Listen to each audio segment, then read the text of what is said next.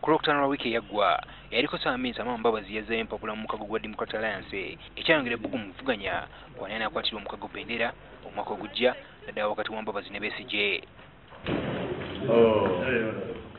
Kyokka era kino kyateeka okwerumaaluma mu mukago guno nga waliwo n'abanenya abakulira omukago guno okkiriza Mbabazi okugwegattako ng'ekiseera ekyassibwawo kyali kiweddeyo. Norbert Mao Sinkagale wa DP n'olwali yavuddeyo n'atabukira batandise okwogera TD amafukuule olw'okkiriza Mbabazi mu mukago. Okusalawo nti tujja kukkiriza Amama Mbabazi yeewandiise ffenna twakisalawo. Tujja kukkiriza muntu yenna kubuzaabuza bannayuganda twasalawo nga ffe. Kino Mao kitadde ku bannabyabufuzi batatudde mannya abeeyagaliza bokka ne bokka. Oyinza kubeera muli munda ne tukaanya ate n'okuluma ebweru n'ogamba nti simanyi TD gyeraga.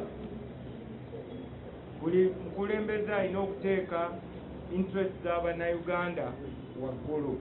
Ekyokubiri era ono bw'awadde ayogerako ne bannamawulire ku kitebe kya DP mu Kampala akkiriza nti obunkenke bw'amaanyi mu mukago kwanena akwatira Bendera yagwo mu kulonda okujja.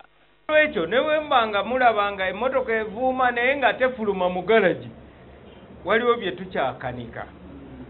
Abantu bamanye nti pressures zibeerawo nga waliwo okuteesa. Era ffenna tuli mu pressure.